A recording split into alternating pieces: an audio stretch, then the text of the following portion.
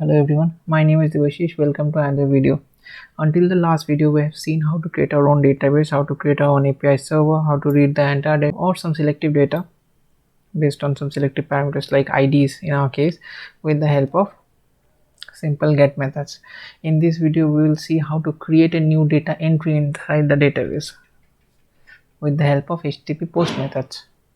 Okay, so to handle the post request, we will use app.post method, which is very similar to app.get. It will also have the path. Say the path is app.students, and it will have a callback function that will have request and response as its arguments. Then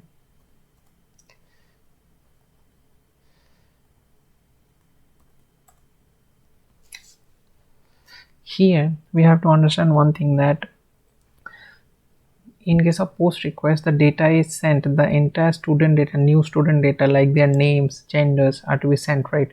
This data will be sent in the form of JSON in the request body. So to read that request body will be accessible inside this function in the form of request body command. Okay, so we'll see how to do it. First we need to check if the request body should the request body should contain name and gender, right? If any one of these two data is not provided, that means we can say that the entire data is not provided. So we can send a message that please provide the entire data of name and gender both.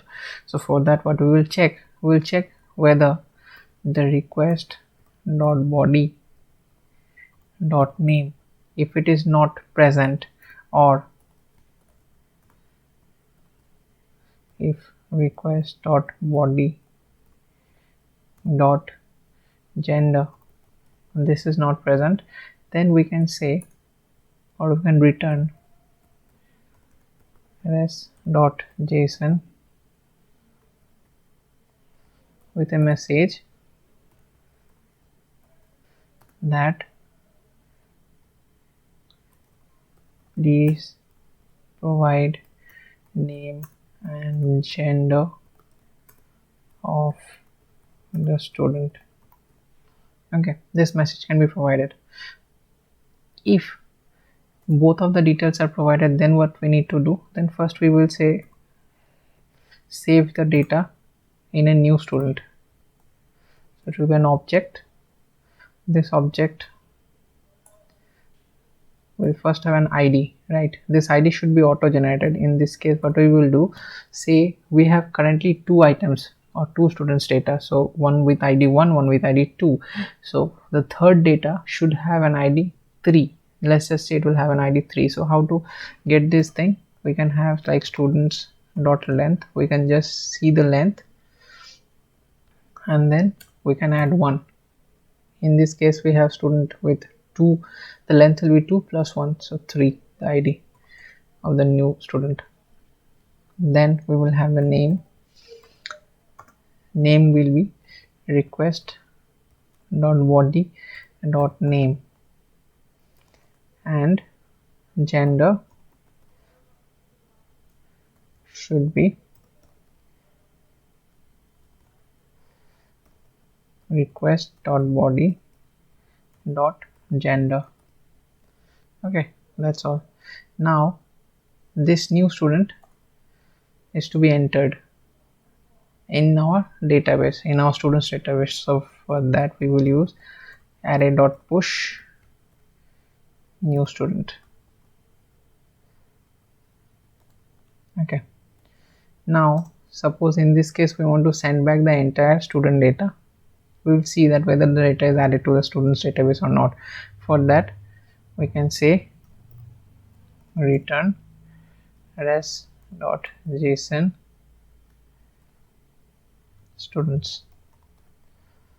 Okay, now another thing what we need to do, that's all for the post method, but there are two additional middlewares we have to add in the system. What are middlewares? Middlewares are something which is executed between this request and response cycle. Means whenever the client is sending a request to the server get the request, and the last thing it does, it sends back a response. Okay, in between some functions, if I want to execute any function, that is a middleware in case of Express. Okay, so if you want me to make any detailed video of middlewares, how to use these middlewares and what are the different middlewares they present, or another thing that how to generate our custom middleware, then please let me know in the comment section.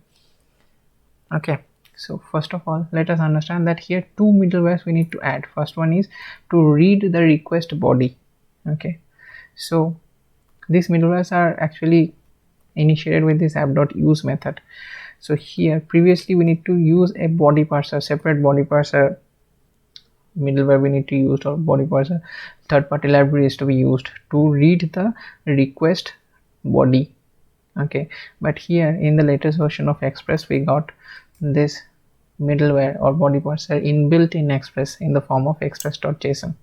Another middleware that we need to use is actually this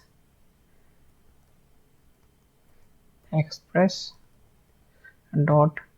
encoded. Okay, and it will take an object with this key extended equals to false. Okay, so this is required. These two middlewares have to be there. Let's just save the data, and now we will start our server with node1. See, the server started and it's saying server starts listening to port number 3000. Now we have to go to our Thunder client and we will start a new request. In this new request, first say with the help of simple get method, let's just get the entire student data. Say we have only two student data, John Doe and Jane Doe. Okay, now we want to create a post request with this same URL, but in post request, just understand we don't need these two. What we require, we need to provide a heading of content type.